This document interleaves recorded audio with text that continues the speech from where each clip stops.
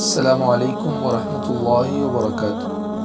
شاہ مصر کی 4 محدثین سے عجیب ملاقات۔ 4 نوجوان اتفاق سے مصر کی ایک جامع مسجد میں جمع ہو گئے۔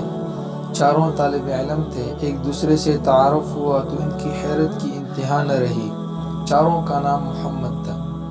ایک نے اپنا نام محمد بن جریر بتایا، دوسرے نے محمد بن اسحاق، تیسرے نے محمد بن مزوری اور چوتھے نے محمد بن ہارون بتایا۔ چاروں کے منہ سے ایک ساتھ نکلا سبحان اللہ، ان کا کام بھی ایک ہی تھا اور نام بھی ایک۔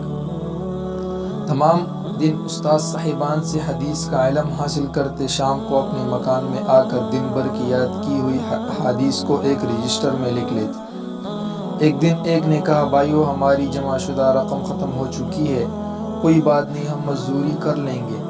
دوسرے نے کہا مزدوری کرنے پر اعتراض نہیں، اس طرح ہم احادیث کا علم کس طرح حاصل کریں گے؟ تیسرے نے کہا ہاں، اس طرح تو ہم تاجر بن جائیں گے۔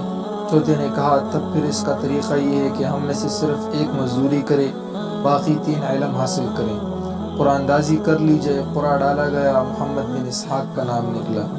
وہ بولے میں پہلے اپنے رب سے استخارہ کر لوں، یہ کہہ کر انہوں نے نماز کی نیت باندھ لی۔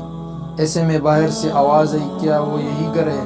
کسی نے کہا ہاں یہی ہے، نشانیاں تو وہی ہیں۔ باہر کی آواز سن کر لیے چونک گئے، گھبرا گئے۔ سارا شہر اس وقت نیند کی آغوش میں تھا۔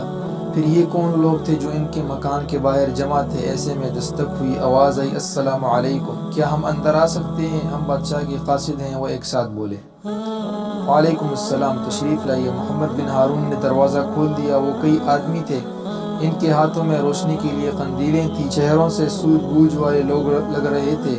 ان میں سے ایک نے کہا آپ میں سے محمد بن جریر کس کا نام ہے؟ جی میرا نام ہے۔ یہ سن کر اس نے کہا یہ لیجئے 500 دیناروں کی تھیلی۔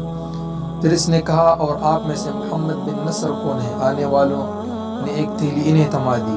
پھر بولا محمد بن اسحاق کون ہے؟ یہ جو نماز پڑھ رہے ہیں۔ محمد بن نصر نے بتایا یہ تھیلی ان کی ہے۔ آپ میں سے محمد بن ہارون کون ہے؟ نام معلوم کر کے ایک تھیلی انہیں دے دی گئی۔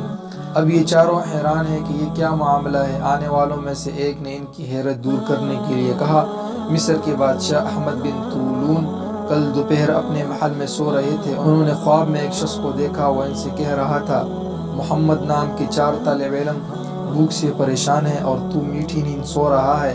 بادشاہ نے اس شخص سے آپ لوگوں کا پتہ نشان پوچھا اور یہ تھیلیاں بطور ہدیہ بھیجی ہیں، اور اس نے قسم دے کر کہا ہے کہ جب یہ رقم ختم ہو جائے تو انہیں ضرور اطلاع دی جائے تاکہ وہ مزید رقم ارسال کریں۔